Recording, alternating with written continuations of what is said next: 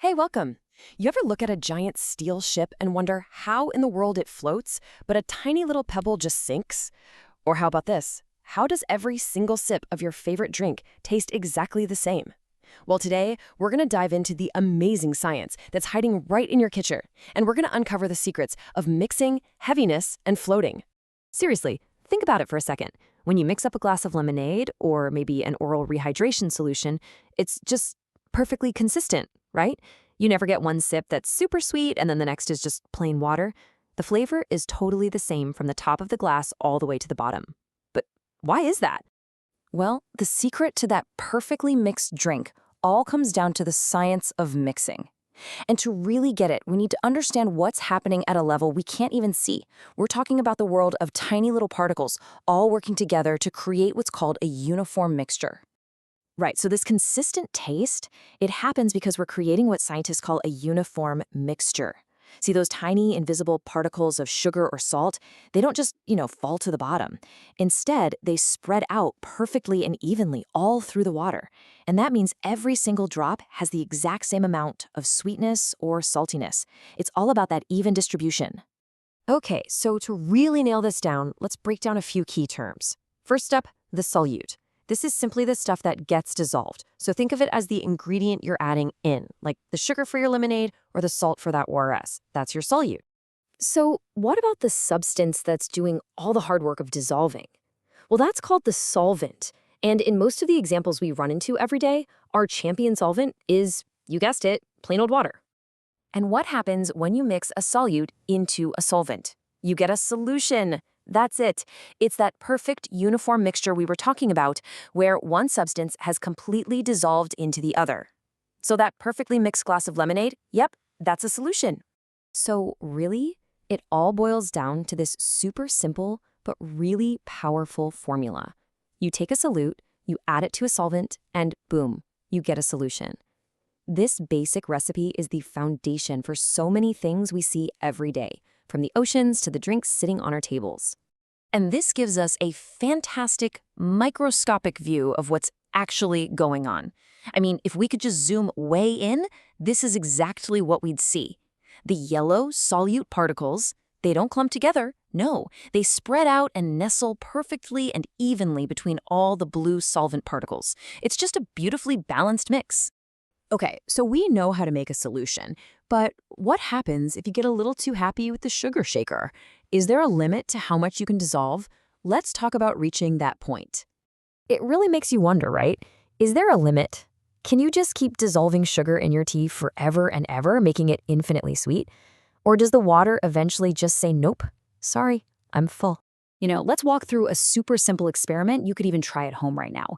Just grab a glass of water and start adding salt, one spoonful at a time, and make sure you stir it well after each one. The first spoon, it'll disappear. The second one, gone too. But what happens if you just keep going?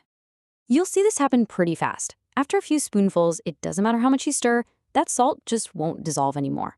It'll start piling up at the bottom of the glass. The water has officially reached its limit. And of course, science has a name for this moment. It's called a saturated solution. I love the bus analogy on the slide. It's perfect. There are just no more empty seats. The solution is completely full and it simply cannot dissolve any more solute, at least not at its current temperature. But what if you really need to dissolve more? Well, here's a really cool science hack. Just turn up the heat. For most solids like salt or sugar, a warmer solvent can hold way more solute than a cold one. Heating up the water is kind of like magically adding more seats to that crowded bus. This, by the way, is the secret behind making things like rock candy. Now, all this talk about packing particles into a solution gets me thinking about another mystery. Why does an iron rod feel so much heavier than a wooden stick of the exact same size? I mean, they take up the same amount of space, but the amount of stuff in them, their mass, is totally different. And the secret to that is a concept called density. Let's go right back to our bus analogy.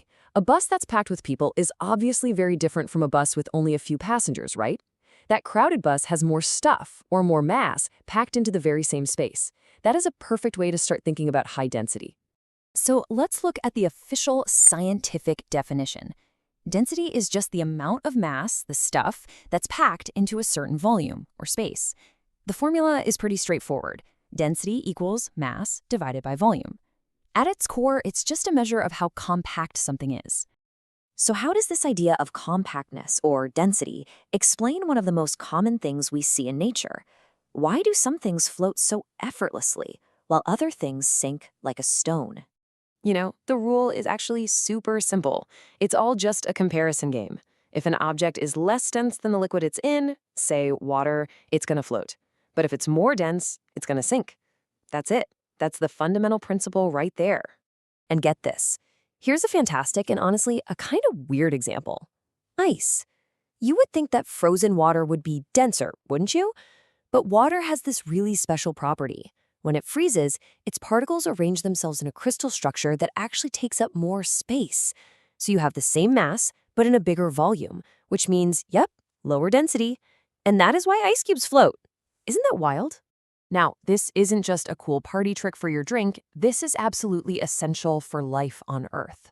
Because ice floats, it forms this insulating layer on top of lakes and rivers in the winter. It's like a blanket of ice that keeps the water below from freezing solid, which allows fish and all sorts of other aquatic creatures to survive the cold. It is a truly life-saving property of water.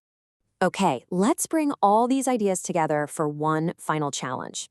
If you take a regular raw egg and you gently place it in a glass of normal tap water, it sinks straight to the bottom. So scientifically, that tells us one thing for sure.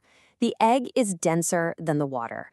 But now, you're the scientist. You understand solutions, and you understand density. So here is the final question for you. Using only what you've learned here, how could you change the water to make that sinking egg rise up and float? Give it some thought.